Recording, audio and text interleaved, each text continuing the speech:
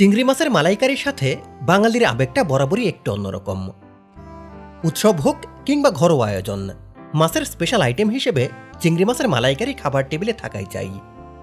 তাই আজকের রান্নার এই আয়োজনে থাকছে নারিকেলের দুধ দিয়ে চিংড়ি মাছের স্পেশাল মালাইকারি।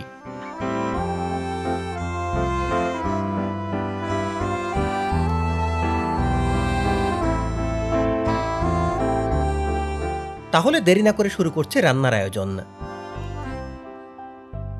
ম্যারিনেশনের জন্য আমি এখানে নিয়েছি 1 কেজি চিংড়ি মাছ।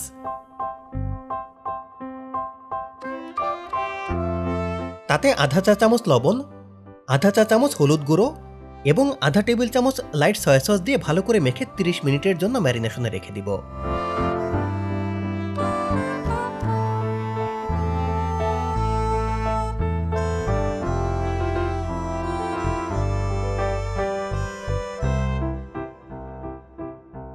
এদিকে আরেকটি পাত্রে 2 টেবিল চামচ তেল নিচ্ছে।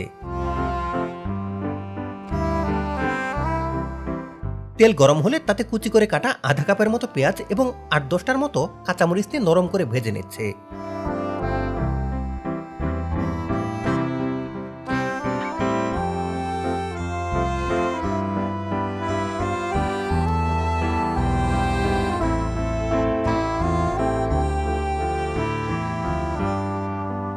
পেঁয়াজ ভাজা হলে তাতে 7-8টার মতো সবুজ এলাচ, ছোট 1 টুকরো দারুচিনি এবং 3টি তেজপাতা দিচ্ছে।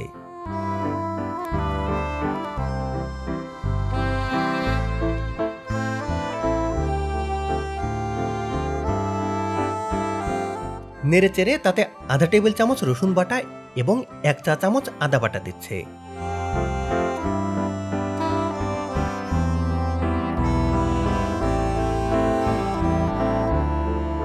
সাথে নিচ্ছে আধা টেবিল চামচ মরিচ গুঁড়ো, আধা টেবিল চামচ জিরা গুঁড়ো এবং আধা চা চামচ হলুদ গুঁড়ো।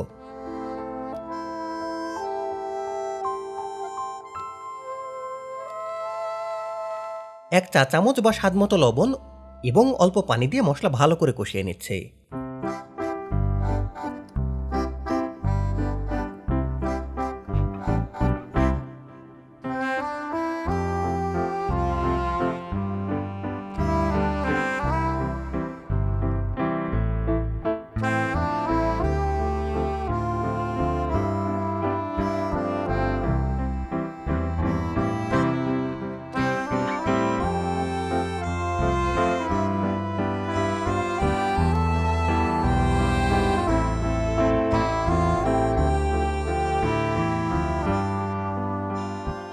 তেল ভেসে উঠলে তাতে দিচ্ছি ম্যারিনেট করে রাখা চিংড়ি মাছ।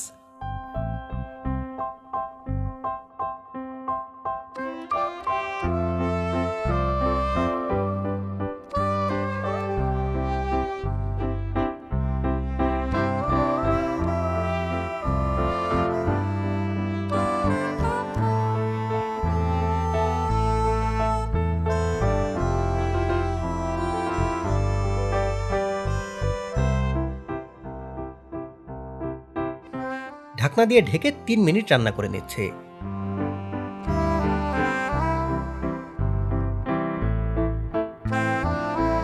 রান্নার এই পর্যায়ে দিয়ে দিচ্ছে চিংড়ি মালাইকারির স্পেশাল উপাদান নারিকেলের দুধ।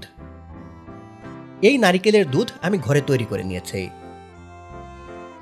নারিকেলের দুধ কিভাবে তৈরি করতে হয় তার একটা ভিডিও লিংক এই ভিডিওর ডেসক্রিপশন এবং কার্সে দেওয়া আছে।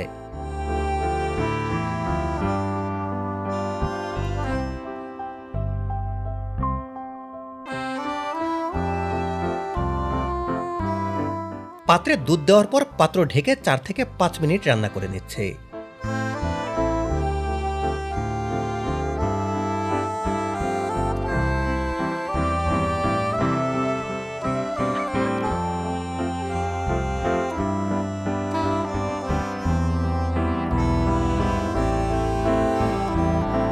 যেহেতু এখানে আমি ঘরে বানানো নারিকেলের দুধ ব্যবহার করেছি, যেখানে দুধ ঘন করার জন্য কোনো ধরনের উপাদান ব্যবহার করিনি, তাই রান্নার এই পর্যায়ে 2 টেবিল চামচ পানির সাথে আধা টেবিল চামচ কর্নফ্লাওয়ার গুলিয়ে নিয়ে মালাইকারিতে দিয়ে দিচ্ছে। এই কর্নফ্লাওয়ার মালাইকারির ঝোলকে সঠিক ঘনত্বে নিয়ে আসবে।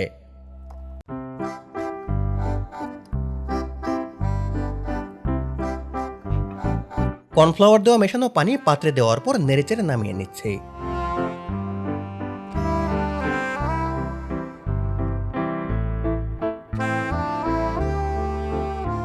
মজাদার এই মালাইকারি অতিথি আপ্যায়ন কিংবা ঘরোয়া আয়োজনে নিয়ে আসবে ভিন্ন মাত্রা। রেসিপিটি বাসায় ট্রাই করে দেখুন, স্বাদের কাছে হারিয়ে যাবে সবাই। আজকের রান্না ভালো লাগলে লাইক দিন, পরিবার ও বন্ধুদের সাথে শেয়ার করুন। সাবস্ক্রাইব করে না থাকলে চ্যানেলে সাবস্ক্রাইব করুন। ধন্যবাদ সবাইকে।